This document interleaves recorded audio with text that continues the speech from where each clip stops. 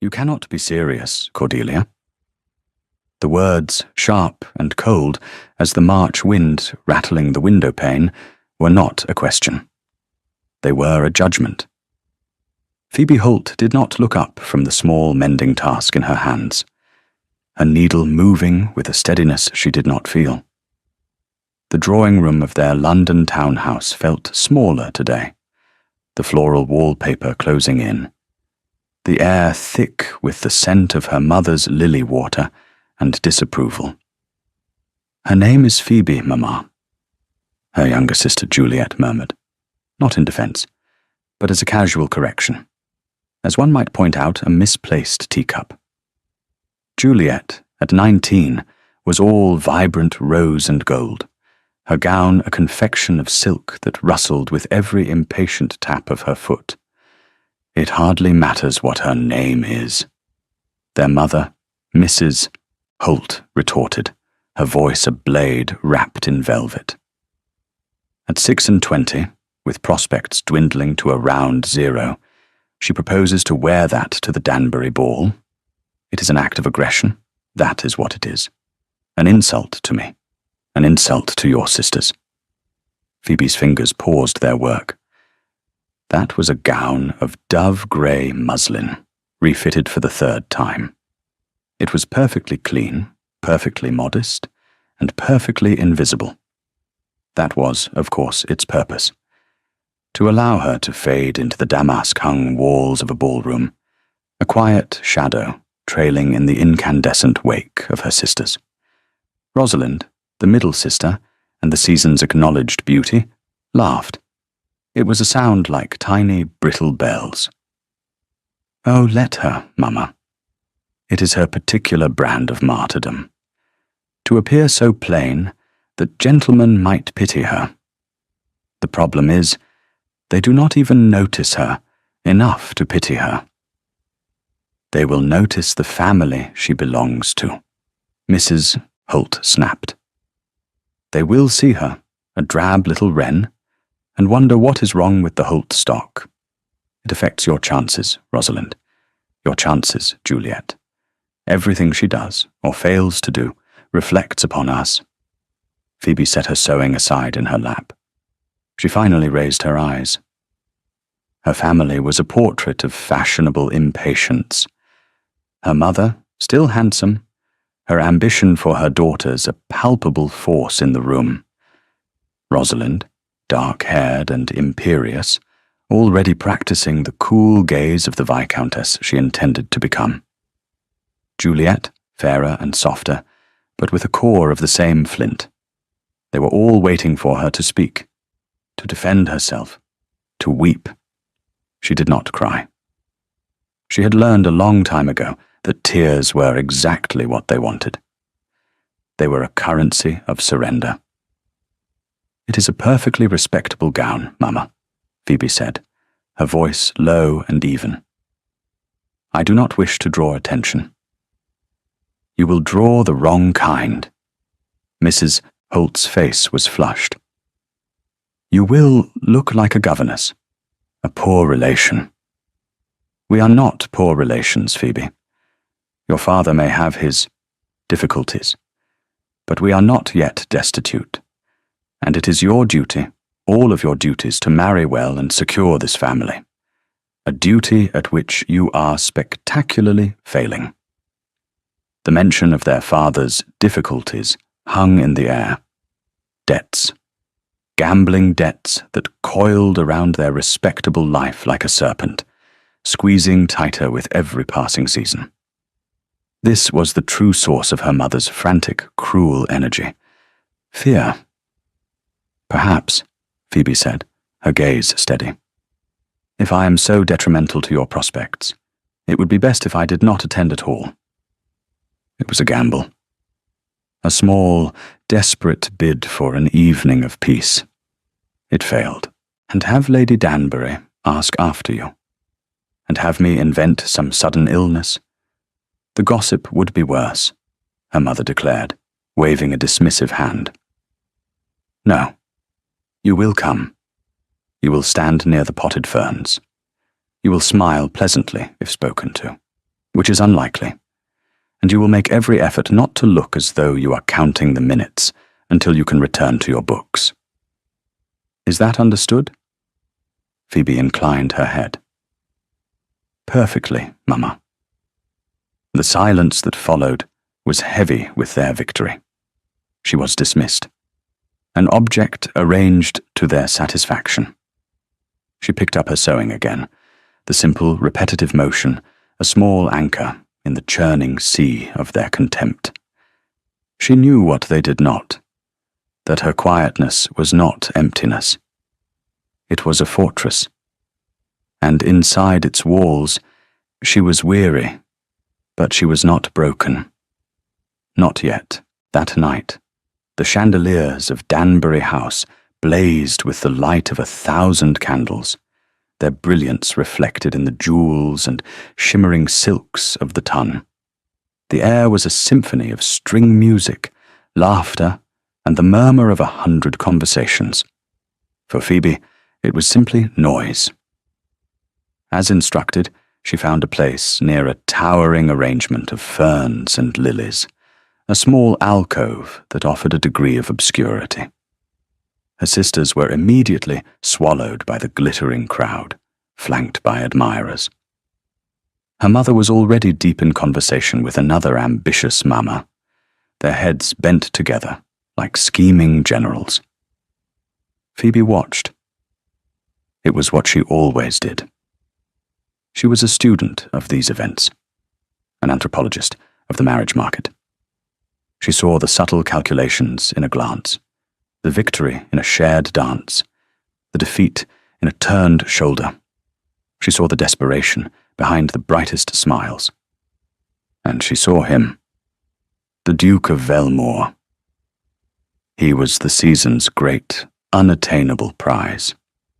Impossibly wealthy, impossibly handsome, and impossibly cold. He stood near the French doors leading to the garden, a figure of stark, austere elegance in a sea of colour. Marcus, his given name, was. Dark hair, a face that looked as though it were carved from granite, and eyes the colour of a winter storm. He spoke to no one. He did not smile. He simply observed, his presence a vortex of silence that drew every eye in the room. Rumour clung to him like a shroud. He was 32, had inherited the title years ago, but had only just emerged into society after a long, mysterious seclusion at his northern estate, a place called Thornhurst. Some said he was grieving a lost love. Others, a family tragedy. Rosalind had declared her intention to be the one to thaw the Ice Prince. She had tried, earlier in the evening, approaching him with her most dazzling smile. He had given her a nod so brief it was almost an insult, and turned away. Phoebe watched her sister's retreat, the tightening of her smile, the flush of anger on her cheeks. She felt a familiar, weary pang, not of pity, but of recognition, the sting of being dismissed. A young lord, emboldened by champagne, stumbled near Phoebe's alcove, jostling her. A splash of lemonade from her glass arced onto the sleeve of her grey gown. "Oh, beg pardon, miss," he slurred, barely glancing at her before being drawn away by his friends. Phoebe blotted the damp spot with her handkerchief. It was nothing, a minor inconvenience. But then she saw Rosalind watching from across the floor, a smirk playing on her lips. Rosalind caught her eye, and with theatrical subtlety, she whispered something to the girl beside her. They both tittered, their fans fluttering like cruel birds. It was a small moment, a pinprick of malice in a room full of them. But Phoebe felt the heat rise in her cheeks. It was the public nature of it, the casual, unthinking cruelty. She lowered her gaze, willing herself to become invisible again, to let the moment pass. 1 second, 2 seconds, 3. A shadow fell over her. "It seems you have had an unfortunate encounter, Miss Holt."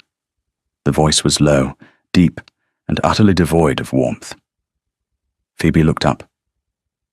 It was the Duke of Velmore. He was standing before her, so close she could see the intricate knot of his cravat and the faint silver threads at his temples. His storm-grey eyes were not looking at the stain on her dress. They were looking at her face. She felt a jolt, a strange sense of being caught. "It is nothing, Your Grace. A clumsy accident." "Was it?" he asked. His gaze flickered for a moment across the room, in the direction of her sister. When his eyes returned to hers, she saw something in them. Not pity, recognition. He had seen the whole exchange, the spill, the smirk, the whispered comment. He had seen it, and he had understood. This was a new and terrifying feeling. To be seen. "Some accidents are more deliberate than others," he said. It was not a question. It was a statement. Phoebe's heart was beating a frantic rhythm against her ribs. She should murmur something polite and meaningless. She should lower her eyes. But she found she could not. His gaze held hers, and for the first time that evening, she did not feel like a shadow. She felt solid, real. "Indeed, Your Grace," she managed, her voice steadier than she expected. Something moved at the corner of his mouth. Not quite a smile. The almost of a smile. It was the most expressive thing she had seen him do all night. "Your family is well this evening?" he asked, a formal, almost banal question. But the way he said it, the slight emphasis on the word family, told her it was anything but. "They are enjoying the ball immensely," she replied, the words tasting like ash. "And you?" The question was direct, simple, and no one had asked her that all evening. No one ever did. They asked after her sisters, her mother, her father. They did not ask after her. She took a breath. "I find the ferns to be excellent company, Your Grace." The almost smile returned, a fraction wider this time. He held her gaze for another long moment, a silence that stretched and hummed with unspoken things. Then, with a curt nod, he was gone, melting back into the crowd as silently as he had appeared. Phoebe stood frozen, her hand clutching her damp handkerchief. Her heart was still racing. The spot on her sleeve was forgotten. The whispers of her sister were forgotten. All she could think of was the unnerving sensation of his grey eyes, and the impossible, terrifying thought that had lodged itself in her mind. "He saw me." 3 days later, the Duke of Velmore's carriage, a severe, glossy black thing pulled by 2 magnificent grey horses, drew up outside the Holt residence. The arrival sent a shock-wave through the house. The maids scattered in a panic. The butler fumbled with his coat, and Mrs. Holt nearly swooned with triumphant excitement. "Rosalind, Juliet, to the drawing room, at once," she commanded, her voice trembling. "He's here. I knew it. It is for Rosalind. It must be." Rosalind, preening, smoothed her hair. "Of course it is, Mama. My dance card was nearly full. He must have noticed." Phoebe, who had been in the small back parlour, attempting to reconcile the household accounts, a task that had fallen to her by default, heard the commotion and felt a cold dread. She stayed where she was, hidden away. This had nothing to do with her. The butler, Mr. Finch, appeared at her door, his face pale. "Miss Phoebe, His Grace, the Duke of Velmore, has asked to see your father. And you, miss." Phoebe's pen slipped, leaving a black smear across the ledger. "Me?" "Specifically, miss." He was most particular. A strange quiet fell over the drawing room when Phoebe entered. Her mother and sisters stared at her as if she were a ghost. Her father, a man diminished by his worries, stood nervously by the mantelpiece. And there, in the centre of the room, stood the Duke. He looked even taller and more imposing by daylight. He acknowledged her with a slight inclination of his head. His expression was unreadable. "Your Grace," her father began, wringing his hands. "This is an honour." "Mr. Holt," the Duke cut in, his voice clipping the words with precision. "I would have a private word with you, and with your eldest daughter." The silence that followed was thick with astonishment and outrage. Mrs. Holt opened her mouth to protest, but one look from the Duke silenced her. With visible reluctance, she herded a stunned Rosalind and a bewildered Juliet from the room. When the door closed, the Duke did not waste time with pleasantries. He turned to Phoebe. "Miss Holt, at the Danbury ball, I observed you for some time. You possess a quality I find rare, a quiet composure, a dignity under duress." Phoebe's hands were clasped so tightly in front of her, they were bloodless. She could feel her father's baffled gaze on her. The Duke continued, his voice as cool and impersonal as if he were discussing a business transaction. "I find myself in need of a wife, a duchess, a woman to be mistress of my households, and to bear the title with the requisite grace. I do not seek a love match. I do not deal in sentiment. I require a partner who is sensible, intelligent, and without artifice." He paused. "I have concluded that you are that woman." Phoebe stared at him. The room seemed to tilt. This could not be happening. It was a dream. A cruel, elaborate jest. Her father made a choking sound. "Your Grace, my daughter Phoebe?" The Duke's gaze did not waver from Phoebe's face. "I am aware of your financial circumstances, Mr. Holt. Your debts are considerable. Upon my marriage to your daughter, I would see them settled in their entirety. She would be provided for as befits her station as the Duchess of Velmore, with a generous settlement in her own right." It was a business deal. Cold, stark, brutal. He was buying a wife. He was buying her. And in doing so, he was buying her family's salvation. He was offering her a cage, but it was a different cage from the one she was already in. This one was gilded, vast, and came with a title, and, most importantly, distance. Distance from her mother's scorn, her sister's petty cruelties. It was an escape. Why? The word was a whisper, torn from her throat. "You could have anyone. My sister Rosalind." "I do not want your sister Rosalind," he stated flatly. "I do not want a woman who measures her worth in the number of compliments she receives. I want a woman who knows her own mind. I believe you know yours." He took a step closer. "I am offering you an arrangement, Miss Holt, a partnership. In return for your name and your presence as my Duchess, I offer you security, a title, and a life away from this." His brief gesture encompassed the room, the house, the life she had known. He saw it all. She looked from the Duke's implacable face to her father's, which was a mess of shock, hope, and dawning greed. She thought of her mother and sisters on the other side of the door, their world about to be turned upside down. She thought of a lifetime of being told to stand by the ferns, of wearing grey so as not to offend, of being the family's failure, and in that moment, she felt a surge of something she had not felt in years. Power. The power of the underestimated.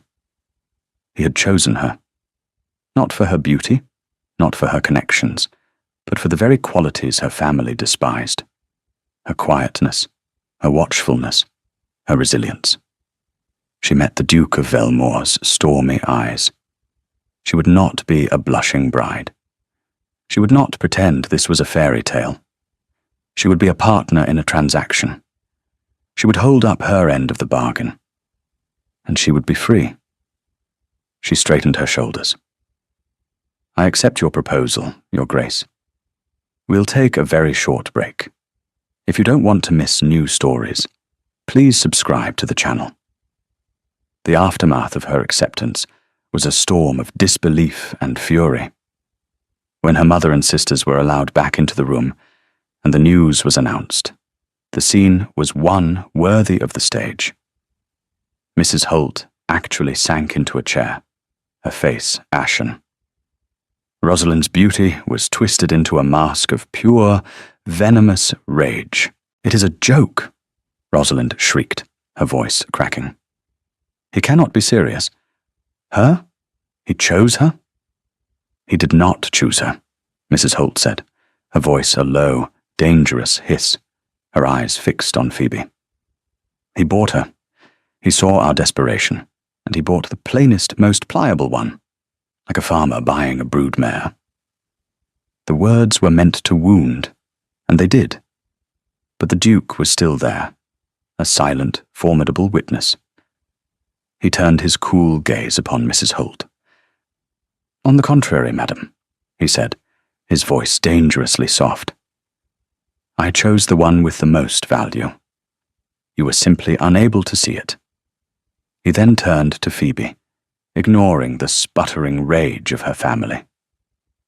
I will have my man of business call on your father tomorrow to make the arrangements. We will be married by special license at the end of the week. And with that, he was gone, leaving chaos in his wake. Phoebe did not stay to endure the recriminations. For the first time in her life, she simply turned and walked out of the room, leaving them to their rage. She went to her own small bedroom and closed the door. She stood by the window, looking out at the unremarkable London street, her hands pressed against the cold glass. Duchess of Velmore. It sounded like a name from a book, a character someone else had written. Could she play the part? The wedding was as stark and impersonal as the proposal. It took place in a cavernous, empty church, with only her father and the Duke's grandmother, the Dowager Duchess of Velmore, as witnesses. Phoebe wore a simple travelling dress of deep blue. The Duke wore his customary black. He spoke his vows in a clear, firm voice. When it was her turn, Phoebe found her own voice did not tremble. She was making a bargain. She would keep it.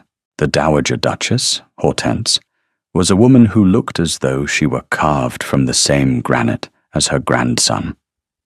But her eyes, a startlingly bright blue, were sharp with intelligence and a flicker of something that might have been kindness. As they signed the register, she laid a cool, dry hand over Phoebe's. You have a steady hand, child, she murmured, her voice raspy with age. Good. You will need it. The journey north to Thornhurst was undertaken in near total silence. The Duke, her husband, sat opposite her in the perfectly sprung carriage, his gaze fixed on the passing landscape. He did not seem angry or tense or anything at all. He was a void, a handsome, well-dressed, titled void. Phoebe did not try to force conversation. She watched the green hills of the home counties give way to the wilder, more dramatic landscapes of the north. The air grew colder. The sky seemed larger. It felt as though they were travelling not just to a different part of the country, but to a different world entirely. They arrived at Thornhurst at dusk. The carriage turned off the main road, through a gatehouse whose stone was dark with age, and down a long drive lined with ancient oaks. And then she saw it. The house was not a house. It was a fortress, a sprawling edifice of dark grey stone that seemed to grow from the very land it stood on. It was magnificent, imposing, and utterly without welcome. Light shone from only a handful of its dozens of windows. As the carriage drew to a halt, the great front doors opened, and the staff lined the steps. An elderly butler, a housekeeper in black bombazine, and a dozen or so maids and footmen. They stood in perfect, silent formation. Marcus, she had to start thinking of him as Marcus, alighted and turned to help her down. His hand was cool and firm around hers. "Welcome to Thornhurst, Your Grace," he said, the title sounding strange and formal on his lips. Inside, the great hall was vast and cold, the sound of their footsteps echoing on the black and white marble floor. A fire roared in a fireplace large enough to roast an ox, but it did little to warm the cavernous space. Everything was shrouded in shadow, the furniture looming like ghosts under dust covers. The air smelled of old stone, beeswax, and something else. Sadness. The house itself felt as though it were holding its breath. The housekeeper, a stern-faced woman named Mrs. Finch, no relation to their London butler, she would later learn, curtsied. "Your Grace, welcome.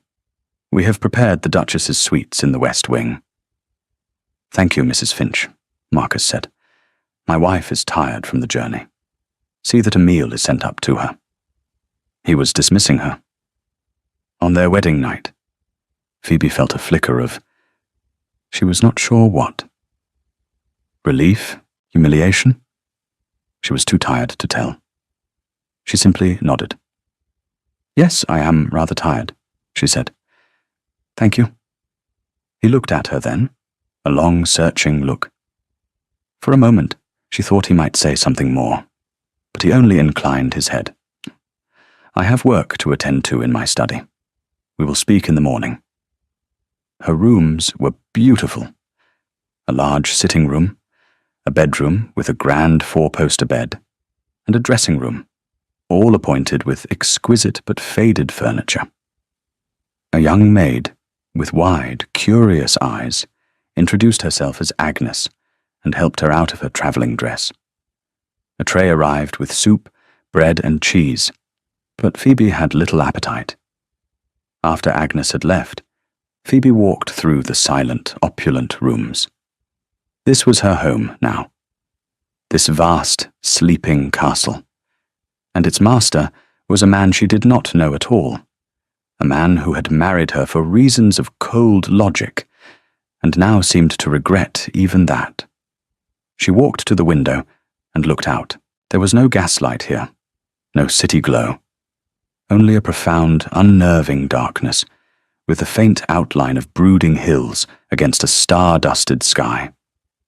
She felt a loneliness so sharp and deep, it almost stole her breath. What have I done? The question echoed in the silent room. She had escaped one prison only to find herself in another, larger and more elegantly appointed, but a prison nonetheless. The next morning, Phoebe awoke to a pale, watery sunlight filtering through the heavy curtains. For a moment, she did not know where she was. Then the memory of the previous day settled upon her like a shroud. She was the Duchess of Velmore. She was at Thornhurst. She dressed in a simple gown of dark green wool, another of her own refitted creations. When she made her way downstairs, the house was silent. She found the breakfast room, a cavernous chamber where a single place had been set at one end of a dining table that could have seated 30. Marcus was not there. A footman served her tea and toast. She ate alone, the silence of the room pressing in on her. This was to be her life, then? Solitary meals in echoing rooms. A ghost in her own home. After her lonely breakfast, she decided to explore. She would not be a prisoner in her rooms. This was her house now, and she would know it. She wandered through the ground floor, her footsteps soft on the Turkish carpets. Room after room was shrouded in holland covers. Gilt-framed portraits of grim-faced ancestors stared down at her from the walls, their eyes seeming to follow her. She found the library. It was the one room that felt truly alive. 2 stories high, with towering shelves of books reaching up to a coffered ceiling. A ladder on a rail ran along the upper gallery. The air smelled of leather and paper and time. Unlike the rest of the house, the furniture here was not covered. 2 worn leather armchairs sat before a cold hearth. Desks were clear, surfaces polished. Someone used this room, Marcus. She ran her fingers along the spines of the books. History, philosophy, poetry, the classics, in Latin and Greek. It was a scholar's library, a reader's library. For the first time since arriving, Phoebe felt a flicker of something other than dread. A connection? Here, at least, was a language she understood. She spent the rest of the morning there, pulling down volumes at random, losing herself in their pages. It was a sanctuary. She was so engrossed in a book of botanical drawings that she did not hear him enter. "I see you have found my library." She started, the heavy book slipping in her lap. Marcus stood in the doorway, watching her. He was dressed for riding, in immaculate boots and breeches. "Forgive me, Your Grace," she said, her cheeks flushing. "I did not mean to intrude." "It is your library now, as well," he said, his tone neutral. He walked into the room, his presence seeming to shrink its vast proportions. "You may use it as you wish." He gestured to the book in her lap. "Do you have an interest in botany?" "I enjoy gardens," she said simply. "And the drawings are very fine." He came to stand beside her chair, looking down at the page. It was a detailed rendering of a moss rose. For a moment, they stood in silence, looking at the drawing together. It was the closest they had been since the wedding. She was acutely aware of him, of the scent of leather and cold morning air that clung to him. "Thornhurst once had famous rose gardens," he said, his voice quiet. "They have been neglected." He did not elaborate. He did not need to. The neglect was everywhere. It was in the dust covers, the cold hearths, the very air of the place. Perhaps they could be revived, Phoebe suggested softly. He looked at her, and his expression was bleak. "Perhaps." He seemed about to say more, then checked himself. "My grandmother will be arriving this afternoon. She will take tea with you at 4. He turned and walked away, leaving her alone in the quiet of the library. The Dowager Duchess arrived in a flurry of activity that seemed to shake the house from its slumber. Unlike her grandson, Hortense, Duchess of Velmore, was not a quiet presence. She was a small, bird-like woman with an iron will and eyes that missed nothing. She swept into the drawing room, which had been hastily uncovered for her visit, and surveyed Phoebe from head to toe. So?" the Dowager said, her voice a dry rasp. "You are the one he chose, the sensible little mouse from London." Phoebe, who had been steeling herself for this encounter, simply met the old woman's gaze. "I am Phoebe, Your Grace." The Dowager gave a short, sharp laugh. "You have a spine, at least." "Good. Marcus has enough gloom for 10 men. He does not need a wife who will weep in the corners." She sat, arranging her black silk skirts. "He chose you for your composure, he tells me. A ridiculous reason to marry someone. He might as well have married his desk. It, too, is composed." Phoebe felt a surprising urge to smile. His desk, I imagine, would make a far less demanding duchess.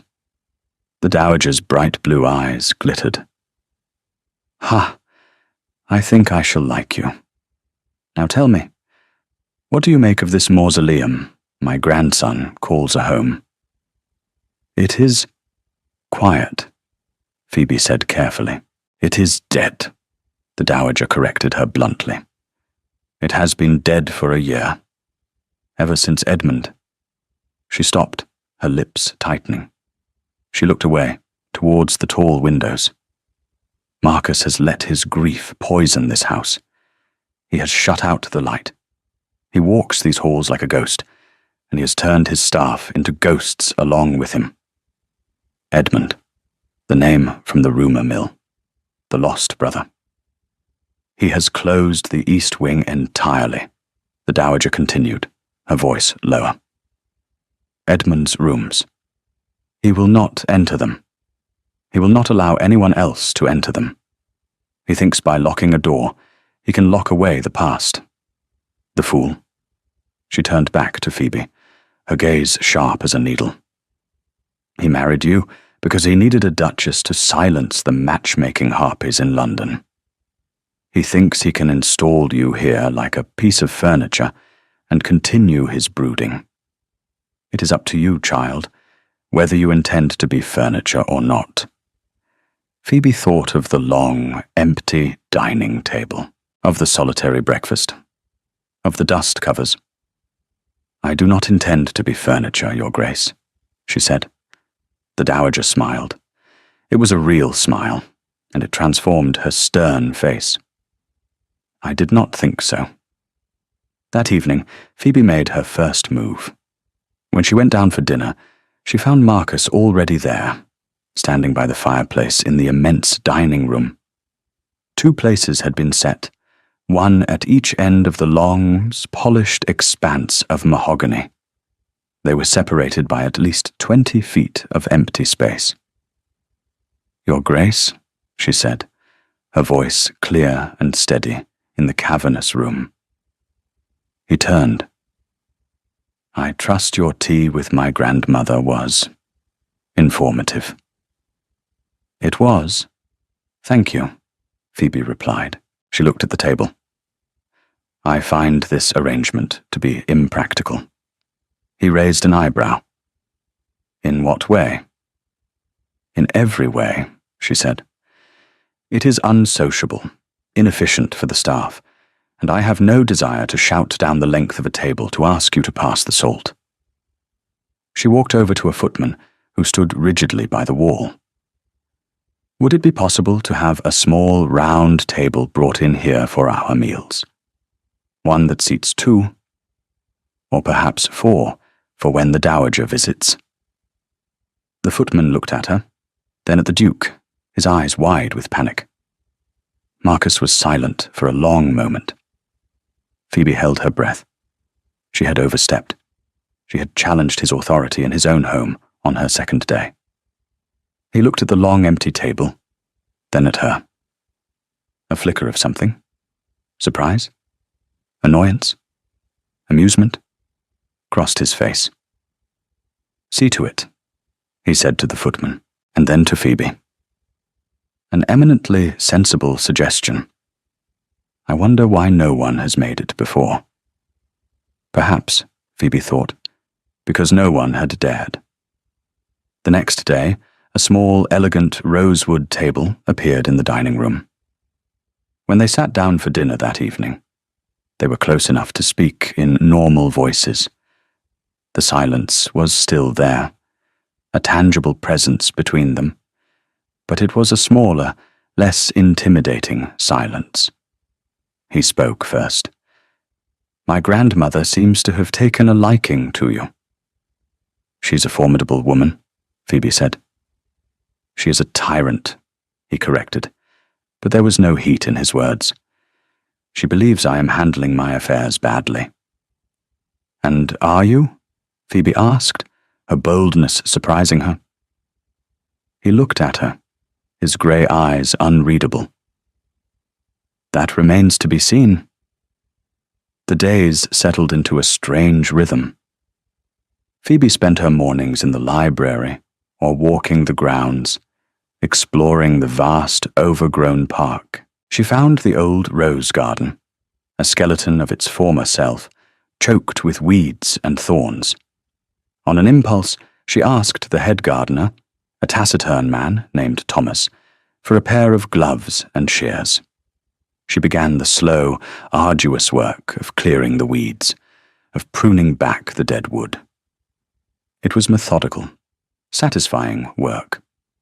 Her hands, accustomed to needlepoint, grew calloused. She worked for hours each day, losing herself in the physical labor. The sun and the wind on her face were a balm. She was not thinking of her husband, or her family, or the gilded cage she inhabited. She was simply tending a garden. From his study window, which overlooked that part of the grounds, Marcus watched her. He had expected her to be a quiet, decorative presence. He had expected her to occupy herself with correspondence, with morning calls, if any neighbors dared, with needlework. He had not expected this. He saw her day after day, in a plain dress and a straw bonnet, her face smudged with dirt, her hands grappling with the thorny, resistant canes. She did not direct the gardeners to do the work. She did it herself. There was a strength in her, a persistence, that he had not anticipated. He had chosen her for her quiet dignity, but he was discovering she possessed a formidable will. One evening, he came into the library to find her curled in one of the leather armchairs, a book open in her lap, fast asleep. A stray curl had escaped her pins and lay against her cheek. The firelight flickered on her face, softening its usual composure. In sleep, she looked younger, more vulnerable. He stood there for a long time, just watching her. He had married her to solve a problem. She was a means to an end, a shield against the ambitions of London society, and a placeholder for a title that required a bearer. He had offered her a bargain, and he intended to keep his side of it. He would give her wealth, status, and respect. He had not, however, intended to give her any part of himself. He had nothing left to give. His heart had been hollowed out a year ago, on the day he lost his brother. But as he looked at her, sleeping in his library, her hands resting on a book of poetry, a strange, unwelcome feeling stirred within him, a flicker of warmth in the frozen landscape of his grief. It was unsettling. He turned and left the room without waking her. A week later, a letter arrived bearing her mother's crest. It announced, in tones of breathless excitement, that she, Rosalind, and Juliet had taken a short lease on a house in the nearby market town. They were so eager to see dear Phoebe settled in her new home, and they would be calling upon her very soon. Phoebe read the letter with a sinking heart. The world she had escaped was coming to reclaim her. Their arrival was an invasion. Mrs. Holt and her daughters swept into Thornhurst's great hall, their colourful silks and loud voices an assault on the house's solemn quiet. "My dearest Phoebe," her mother cried, embracing her with a theatricality that was entirely for the benefit of the watching staff. "Oh, this house! It is a palace. You have done so well for yourself. We are so proud." Rosalind's eyes, however, were sharp and envious as they swept the hall. "It is very grey," she commented, "and so quiet. Don't you find it terribly dull, Phoebe, after London?" "I find it peaceful," Phoebe replied, disengaging from her mother's embrace. Marcus appeared at the top of the stairs. He descended slowly, his face an impassive mask. The sight of him, so tall and commanding in his own home, seemed to momentarily silence them. "Mrs. Holt, Miss Holt, Miss Juliet Holt," he said, his voice cool. "An unexpected pleasure?" The visit was an exercise in veiled hostilities. Her mother alternated between fawning over Marcus and making pitying comments about Phoebe's plain dress. Rosalind attempted to engage the Duke in flirtatious conversation, which he deflected with chilling politeness. They stayed for tea. Phoebe, now mistress of the house, poured. Her hand was steady. She met their little barbs with a quiet calm that seemed to infuriate them more than any retort would have. She was no longer the frightened mouse in the corner. She was the Duchess of Velmoor, and this was her territory. Marcus watched the entire exchange, his expression unreadable. But Phoebe saw the way his eyes would occasionally meet hers over the rim of his teacup, a silent, shared understanding passing between them. He saw their cruelty. He saw her strength. After they had finally, blessedly departed, leaving a trail of cloying perfume and discontent in their wake, Marcus found Phoebe in the library. "Your family is energetic," he said, his tone dry. Phoebe was standing by the window, looking out at the gardens. "That is one word for it," she said, her voice tight. He came to stand beside her. "They did not succeed." "In what?" "In unsettling you," he said. "They came here to prove to themselves that you are still the same woman they tormented in London. To see you diminished. You were not." His words were a balm. He had not only seen the battle, he had understood the stakes. "I am the Duchess of Velmoor now," she said softly. "It is a difficult role to diminish. It is not the title that gives you strength, Phoebe," he said, using her first name for the first time since their wedding vows. It sounded different in the quiet of the library, softer. "You brought the strength with you." She turned to look at him, and his grey eyes were dark with an emotion she could not name. The space between them felt charged, the air humming. Why had he stopped? Why hadn't he continued? He held her gaze for a heartbeat longer, then turned away. "I must return to my work," he said, his voice once more cool and distant. But the wall between them had been breached. A small, almost imperceptible crack had appeared in his armor, and for the first time, Phoebe began to wonder about the man behind it. Not just his grief, but his heart. The key was small and made of brass, with an ornate trefoil head. Phoebe found it in the back of a drawer, in a small writing desk in the Dowager Duchess's private sitting room. Hortense had invited her for a morning of companionable silence, reading by the fire.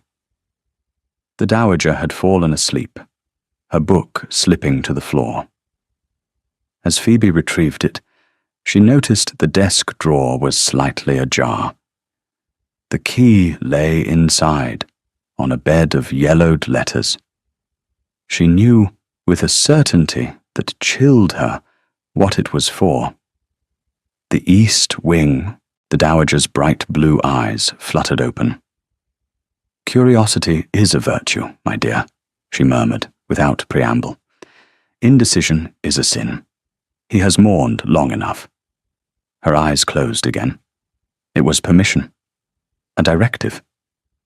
That afternoon, when the house was quiet and Marcus was out riding the estate, Phoebe took the key and walked to the end of the long gallery. The door to the east wing was no different from any other, but it felt heavier, colder. A palpable sadness seemed to emanate from the wood. Her hand trembled as she inserted the key into the lock.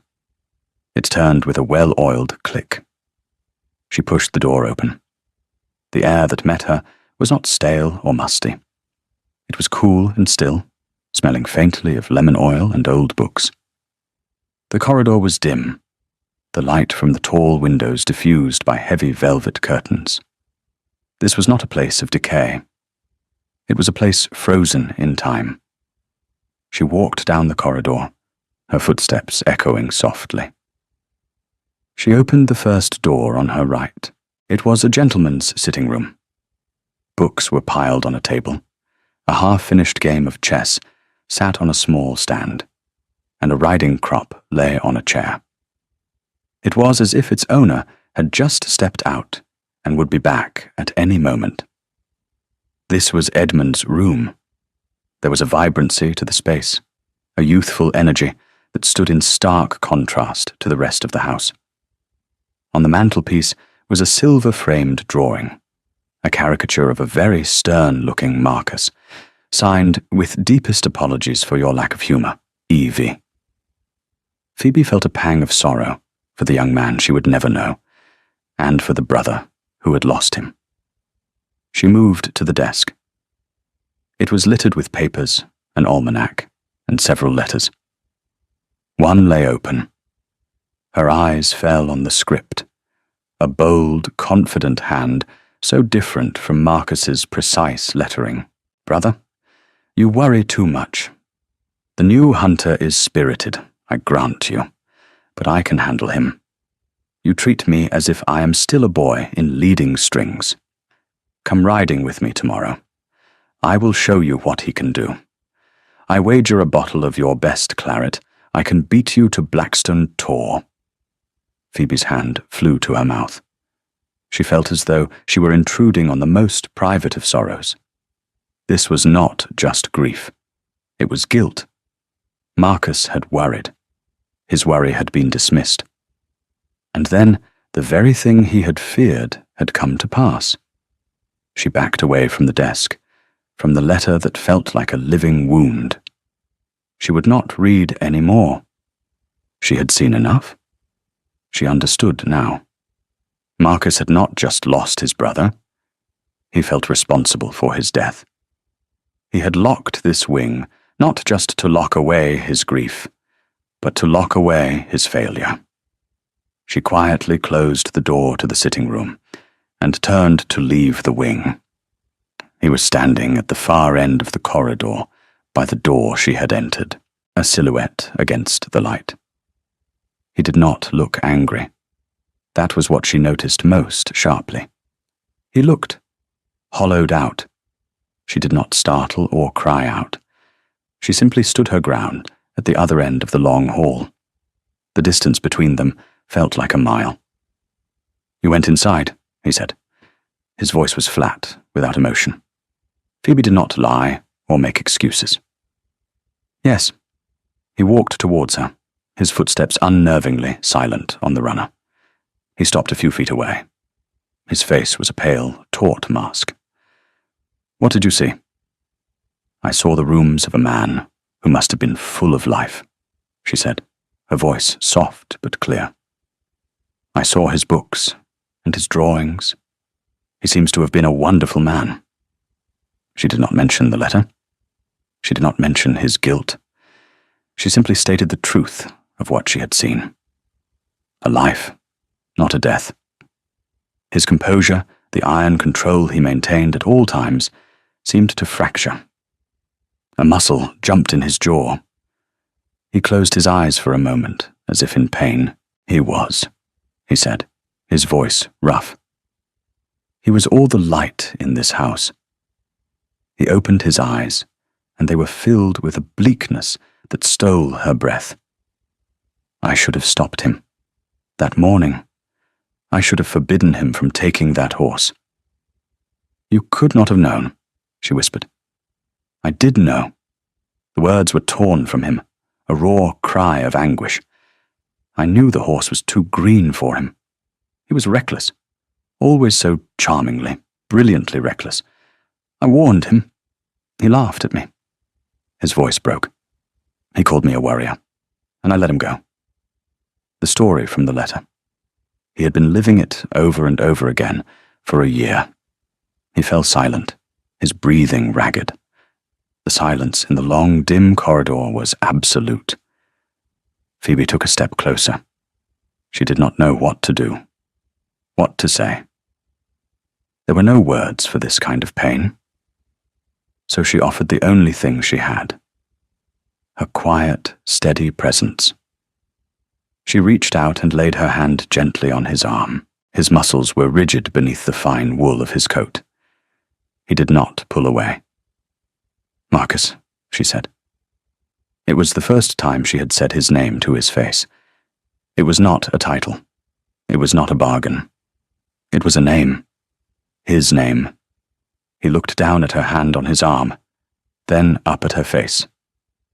The bleakness in his eyes was still there, but it was joined by something else, a profound, soul-deep weariness. And in that moment, she did not see the cold Duke of Velmore. She saw a man drowning in grief, who had finally, after a year of silence, spoken his sorrow aloud. He did not weep. He did not break down. He simply stood there, letting her share the weight of it for a moment. And in the dusty, silent east wing of Thornhurst, the house began, just barely, to breathe again. The change was not sudden. It was a slow, quiet thaw. The doors to the east wing were not locked again. The next day, Marcus went in alone, and emerged hours later, his face pale but settled. A few days after that, the house staff were instructed to clean and air the rooms, to take down the heavy curtains and let in the light. A new atmosphere began to permeate Thornhurst. The staff seemed to walk a little lighter, to speak in tones above a whisper. Mrs. Finch was even seen to smile. Phoebe continued her work in the rose garden, and one afternoon Marcus came and stood watching her. He did not offer to help, but he stayed for almost an hour, speaking of small things. The weather, a tenant's new roof, a book he was reading. It was the longest, most normal conversation they had ever had. He began to join her for breakfast. They would sit at the small table, the morning light streaming in, and talk. She learned about his passion for estate management, his plans for improving crop yields. He learned about her love of poetry, her quiet childhood spent in the shadow of her more glittering sisters. He was a good listener, his grey eyes attentive, his rare questions insightful. He was beginning to see her not just as a solution to a problem, but as a person. And she was beginning to see the man behind the ducal coronet. One evening, he sought her out in the garden at dusk. She was staking a climbing rose, her hands dirty, her hair coming loose from its pins. "My grandmother informs me," he began, his tone formal, "that it is time we re-entered society. As a married couple, she suggests we host a ball." Phoebe straightened up, her heart giving a little jump. "A ball? At Thornhurst?" "She feels," he continued, a hint of dry amusement in his voice, "that we must show the county we are not, in fact, ghouls who live in a crypt." "And what do you feel, Marcus?" she asked softly. He looked around, at the gardens beginning to show signs of life under her care, at the house where light now shone from most of the windows. "I feel it is time to open the windows," he said. "If you are agreeable." "I am agreeable," she said, a real smile touching her lips. The preparations for the ball consumed Thornhurst for the next month. The dust covers came off everything, revealing treasures Phoebe had not known existed. The ballroom, a magnificent chamber with a painted ceiling and crystal chandeliers, was polished until it gleamed. Invitations were sent. The county buzzed with excitement. The mysterious Duke and his surprised Duchess were finally emerging. Phoebe worked with Mrs. Finch on the menus, the flowers, the music. She found she had a talent for it, a quiet efficiency that brought order to the chaos. For the first time, she felt truly the mistress of the house. Her family, still residing nearby, were naturally invited. Their acceptance letter was filled with feigned delight that Phoebe was finally doing her duty as a duchess. Phoebe knew they were coming to judge, to look for cracks in her new life, to see if the mouse had truly changed her skin.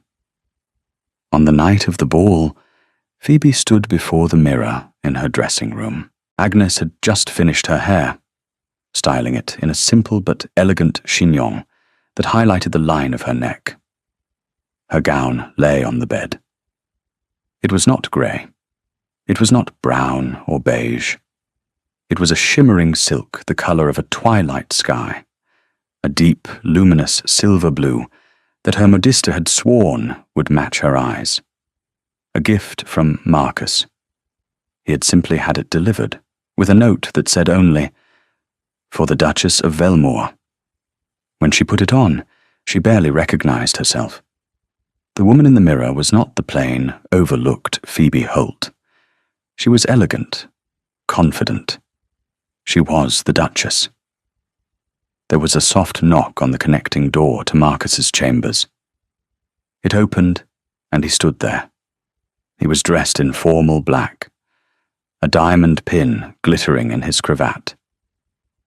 He stopped short when he saw her.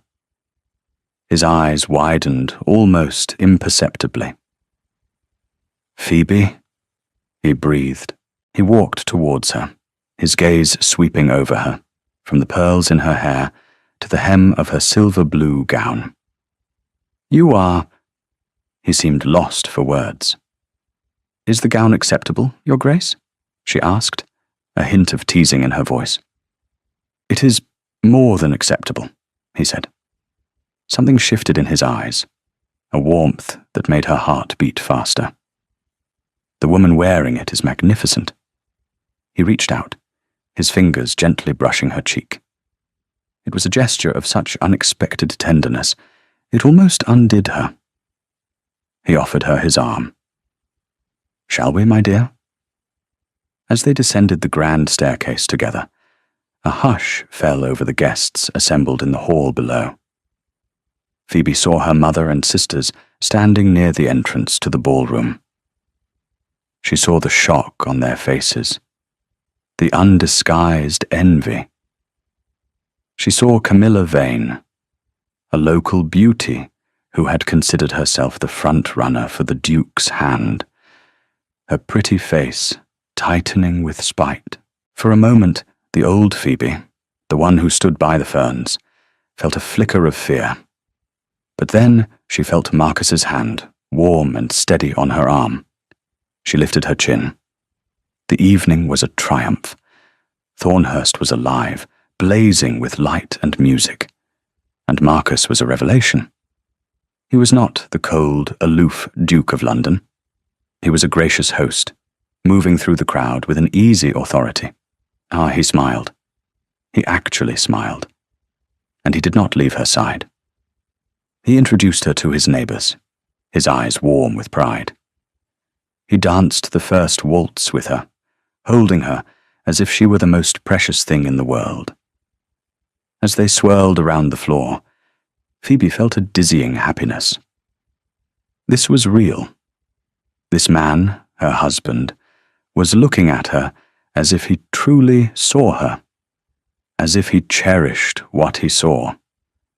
The bargain had become something else entirely. But the past was not yet finished with her. Later in the evening, as Marcus was speaking with a local magistrate, Phoebe stepped onto the terrace for a breath of cool air. She was not alone for long. Well, the little grey mouse cleans up quite nicely. Phoebe turned. It was Camilla Vane, flanked by Rosalind. Their smiles were sharp with malice. "Miss Vane." "Rosalind," Phoebe acknowledged, her voice calm. "We were all so surprised when the Duke made his choice," Camilla went on, her voice carrying so that others on the terrace might hear. To bypass all the acknowledged beauties of the season for you. It was an act of such charity. He must be commended. He is a very charitable man, Rosalind added, her eyes glittering. Taking on Papa's debts and finding a place for you. He must have a fondness for lost causes. It was the old cruelty, the same poison, just repackaged in silk and lace. But it had lost its power to wound her. Phoebe simply looked at them, a faint pitying smile on her lips. They were still fighting the same old battles, while she had moved on to an entirely new world. "I am sorry you feel that way," she said simply. "Now, if you will excuse me, my husband is waiting." She turned to go, but Camilla blocked her path. "Tell me, Duchess," she hissed, her voice low and venomous. "When he is alone with you, does he ever regret his bargain? Does he ever wish he had chosen a real woman, instead of a quiet little ghost he could purchase?" The words hung in the air, ugly and sharp. There is no need for her to answer that question. The voice was quiet, cold as ice, and it came from directly behind them. Marcus. He had come up silently, and he had heard everything. Camilla and Rosalind froze, their faces paling in the moonlight. Marcus stepped forward, moving to stand beside Phoebe. He did not raise his voice. He did not have to. The quiet fury emanating from him was more terrifying than any shout. He took Phoebe's hand in his grip firm and protective. "Miss Vane," he said, his gaze pinning her. "You are a guest in my home, a home presided over by my wife, the Duchess of Velmore." He looked from her to Rosalind, his eyes filled with a chilling contempt. "For a year, this house has been silent with grief. Tonight it is filled with light and music because of her. You speak of bargains. Let me tell you of the bargain I made. I went to London, seeking a woman of quality, of substance, of grace. I found only one." He turned his head to look at Phoebe, and the love in his eyes was so open, so profound, it made her breath catch. The entire terrace had gone silent, everyone watching, listening. "I did not choose a duchess," he said, his voice ringing with a fierce clarity that carried across the flagstones. "I chose Phoebe. I chose the finest woman I have ever known. My choice was not an act of charity. It was the single wisest decision of my life." He raised Phoebe's hand to his lips and kissed it, his eyes never leaving hers. "Any insult to her is an insult to me, and it is one I will not tolerate." He then turned his gaze back to the two women, who looked as though they had been turned to stone. "I believe your carriage is waiting." It was a dismissal, a social execution delivered with quiet, devastating precision. Without another word, Camilla and Rosalind turned and fled, their public humiliation complete. Phoebe looked at her husband, her heart so full, it felt as if it might burst. He had not just defended her. He had declared himself in front of the world. He had given her the one thing she had never had. A champion. Later that night, when the last guest had departed, and the house was quiet again, Marcus led her not to her rooms, but to his. He closed the door and turned to her, his face serious in the soft lamplight. "Phoebe," he began, his voice rough with emotion. "What I said on the terrace, it was not for their benefit. It was the truth. All of it." He took both her hands in his. "I married you for the most cynical of reasons. I needed a shield, a convenience. I offered you a business arrangement because it was all I thought I had left to offer. I was wrong." He looked into her eyes, and the last of his walls came down. "I have fallen in love with you, Phoebe. I love your quiet strength, your intelligence, your kindness. I love the way you brought my home back to life. You brought me back to life. You did not try to fix me. You simply gave me the space to heal. You saw me when I was a ghost, and you waited. Tears welled in Phoebe's eyes, tears not of sorrow, but of a joy so profound it was painful. "Oh, Marcus," she whispered, "I love you too." He pulled her into his arms, his mouth finding hers in a kiss that was not part of any bargain. It was a kiss of homecoming, of promises kept and new promises made. It was the sealing of a love that had grown in the quiet spaces, in a silent library and a neglected garden, a love that had proven itself stronger than grief and louder than cruelty.